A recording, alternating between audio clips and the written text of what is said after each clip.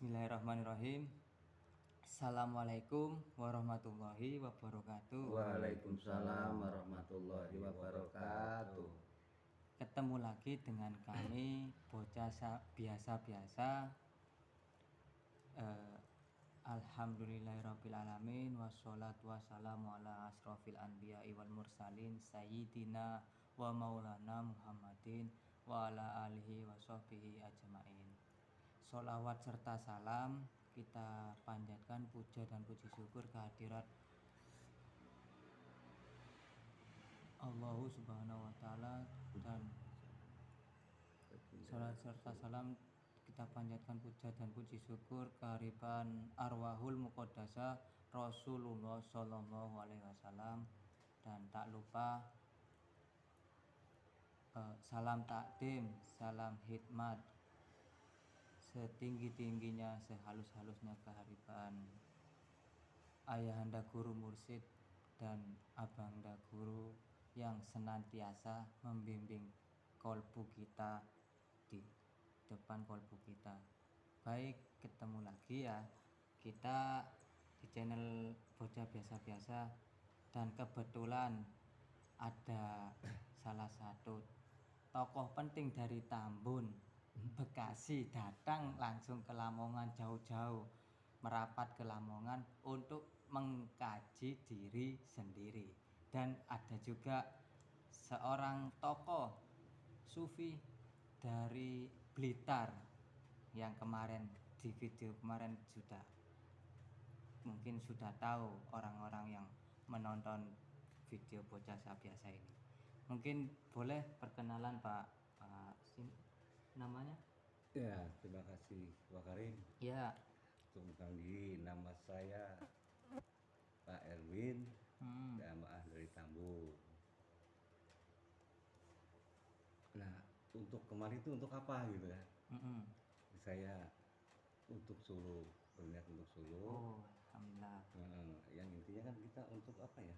Mengkaji diri sendiri dengan ayat kita sendiri. Gitu. Intinya perjalanan hidup kita sendiri gitu. Untuk mengenal di Torekoh ini. Nah, berarti mengikuti sistemnya ya. Betul. Nah, yang di sampingnya itu beliau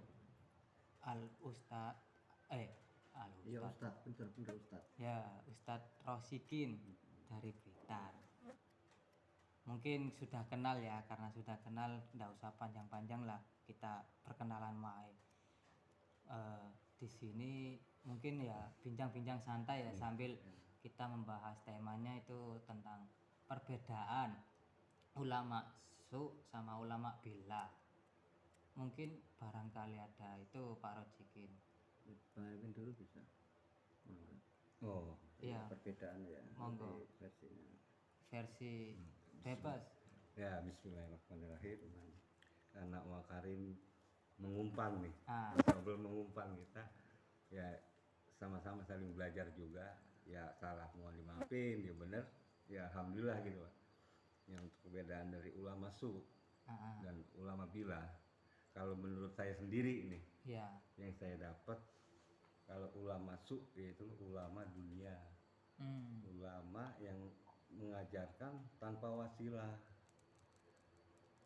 Nah, kalau untuk ulama billah, ulama yang mengajarkan aslinya dengan nasab ilmu yang turun temurun, dengan rantai emasnya sampai ke guru rohani. Jadi jelas nasabnya itu jelas, asli, benar-benar asli. Ya, demikianlah Pak Karim yang saya tahu seperti itu. Ya, mungkin lebih tahunya Pak Ustadz Rojikin lah. Kita sharing-sharing sama-sama ya, sharing sama-sama. Mungkin ada tambahan dari Pak Yai Rojikin. Ya, alhamdulillah sedikit ada tambahan. Ya, kita sama-sama sharing-sharing. Ya. Kalau sepengetahuan saya, memang tadi pertanyaannya ulama billah dan ulama su atau ulama akhir zaman, seperti itu ya. Benar. Ya, berarti ulama billah, ulama makrifat, ulama su itu ulama yang menjelaskan tentang syariat aja. Ulama billah yang mengenalkan kepada Allah. tadi udah sampaikan Bang Edwin, memang ulama billah bedanya dengan ulama dunia atau ulama akhir zaman. Kalau ulama billah itu bisa dibilang kata lain ulama sing mewarisi nabi. Jadi kata nabi al ulama warasatul anbiya. Jadi yang diwaris dari nabi apa? Itu kan berupa nur. Walaupun di kalangan umum juga ilmu katanya kan. Ilmu itu apa? Ilmu kan ilmu nurun, ilmu juga nur kan, berupa nur. Awalnya ilmu itu nur. Jadi nur yang namanya Nur Muhammad yang diciptakan sebelum Allah menciptakan dunia itu juga diciptakan kepada, diberikan atau dimasukkan kepada Nabi Adam kan ketika dijadikan, sehingga ibarat kamu disuruh bersujud, ketika itu malaikat sujud, ketika itu malaikat kan bersujud. Yang enggak mau bersujud siapa itu kan iblis. Dia ibaratnya aba wastakbaro, dia membangkang dan dia takabur. Karena apa dia membangkang, dia takabur? Karena dia minal kafirin, dia terhijab. Kafirin kan terhijab. Andekan itu ketika dia enggak kafirin, enggak terhijab, dia sujud lah. Karena dia enggak tahu di balik Adam itu ada nurullah, Nur Muhammad kan seperti itu. Ya. Jadi bedanya ulama billah dan ulama akhir zaman atau ulama suh. Kalau ulama billah itu ulama yang mewarisi para nabi sejak dulu, yang mana ketika itu setiap rasul yang diturunkan atau nabi yang membawa utusan itu mesti agama yang sudah rusak, sehingga memperbaiki agama yang rusak tersebut. Setiap nabi atau rasul itu mesti membawa itu kerasulan atau ibaratnya ada sambungannya, itu yang dibalik pembawanya itu ada nur itu setiap nabi. Misal setiap agama yang dari langit lah pasti disertai rasul atau utusan. Itu setiap agama yang dari langit. Jadi ada sambungan yang nyambung kepada Allah, namanya Allah membuat sistem rasul utusan itu atau wasilah itu. Maka itulah fungsinya wasilah. Maka di Quran itu harus wajib dicari kan. Itu katanya ya ayyuhalladzina amanu taqullaha, wahai orang-orang yang beriman, bertakwalah kamu kepada Allah dan wabtagu ilail wasilah. Itu ibtagu kan coro ngaji nahwu kan ibaratnya itu fi'il amar yang nanti perintah, berarti kalau diperintah berarti ada sambungan itu ya, yang sekarang itu ditiadakan itu kan. Lah kalau ditiadakan nggak ada sambungannya, otomatis manusia itu kan terputus sambungannya atau hubungannya kepada Tuhannya, sehingga tidak terpimpin oleh Tuhannya. Itulah ulama akhir zaman atau ulama yang su itu, ulama yang sebatas dunia. Karena kenapa kok Allah membuat sistem? Allah itu kan tidak di dunia, memang betul. Dunia itu sifatnya memang relatif, terbatas, terikat ruang dan waktu, terdefinisi, terdeteksi. Dan akhirat Allah sendiri maha tidak terbatas. Malik Yaumiddin, di akhirat tertinggi dan tidak terikat ruang waktu dan maha tidak terbatas, maha segalanya kok bertempat yang terbatas. Itu nggak mungkin, logika kita nggak menerima. Nggak muat lah, nggak muat umpama bertempat di dunia. Lah makanya maha tidak terbatas, maha tidak bisa dibayangkan apapun, maka dia disifati laisa kamitslihi syai'un. Itulah Allah sendiri. Maksudnya apa laisa kamitslihi syai'un? Tidak ada satupun yang menyamai. Karena apa? Semuanya itu Allah sendiri. Itulah nama tauhid. Ya, kul huwallahu ahad. Ahad itu maksudnya seperti itu. Dia nggak ada yang menyamai, wong semuanya dia. Benar. Betul ya? Benar. Itu kurang lebih kan seperti itu. Jadi itulah bedanya kalau ulama billah, ulama itu billah ulama waris, mewarisi nabi ilmunya, jadi estafet sampai sekarang. Sambung menyambung. Menyambung. Itu kalau di istilah kitab itu namanya kan sanad, isnad. Itu sambungan. Ketika tidak ada sambungan, kalau di kitab sendiri, kitab kita ngaji bersama itu kitab-kitab kuning itu kan laulal isnad lakola mansa'a masa'a. Ketika tidak ada sanad sambungan dari guru-guru kita, lah lakola man, orang itu mengucapkan masa'a, sekehendak sendiri. Jadi rusaknya seperti itu. Menafsirkan sendiri. Ya menafsirkan sendiri-sendiri. Lakola mansa'a masa'a. Orang itu mengucapkan sesuatu sesuai dia kemauannya dia. yang lainnya kemauannya dia lagi. Jadi kan nggak ada patokannya, nggak ada sambungannya yang fokus dari Allah sendiri. Unsur dari Allah nggak ada itu. Agama kalau Rusak, seperti pasti itu rusak.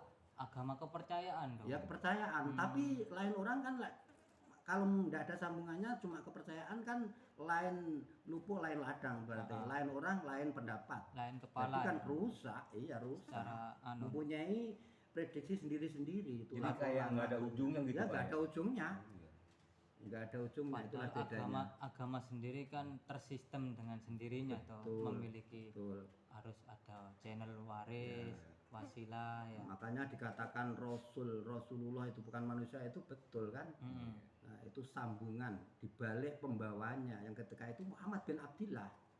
Itu Berarti yang jasmani. Rasulullah tersebut itu kalau gak salah ada di Al-Quran ayat berapa itu Pak Dinas, Pak Yarojukin, yang nurun ala nurin itu Oh, apa nih, itu surat, gak lupa lah suratnya aku. Yang jelas kan Allah itu yang menjelaskan begini, itu yang menjelaskan Allah itu sumber cahaya. Nah, sumber cahaya. Jadi nurun ala nurin. Allah itu di atas cahaya itu, ya, intinya sumbernya cahaya. Tapi Allah yahdilahu itu yahdilahu, Allah memberi petunjuk pada hambanya itu melewati nur. Yahdilahu linuri mayasa.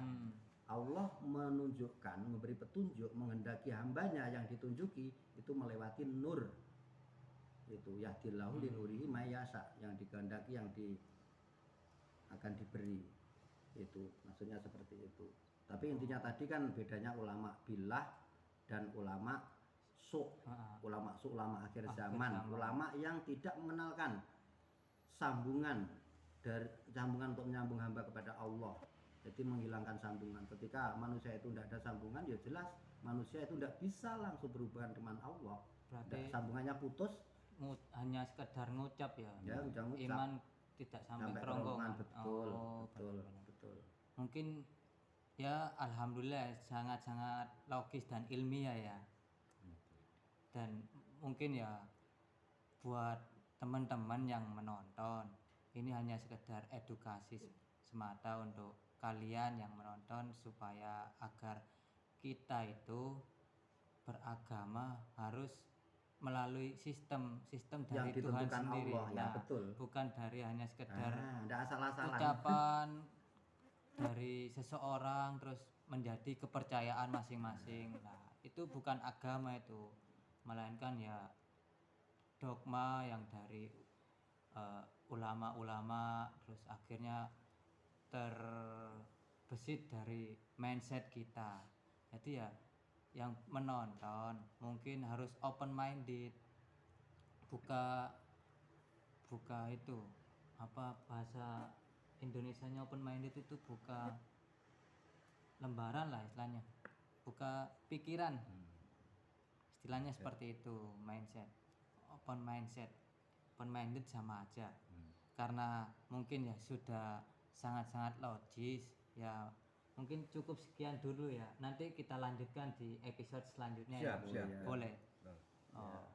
Mungkin ya dari kami, karena ini tentang sekolah Majelis Dzikir Thariqah Naqsabandiyah Kholidiyah Nusantara, ya ini hanya sekedar bincang-bincang santai yang ya untuk ibaratnya biar supaya tambah wawasan, menambah wawasan untuk kita, dan bagi kalian yang melihat juga pembelajaran bagi saya pembelajaran juga. Jadi ya cukup sekian ya dari kami. Wabillahi taufik wal hidayah. Wassalamualaikum warahmatullahi wabarakatuh. Waalaikumsalam warahmatullahi wabarakatuh. Ilahi anta maksudi waridoka matlubi.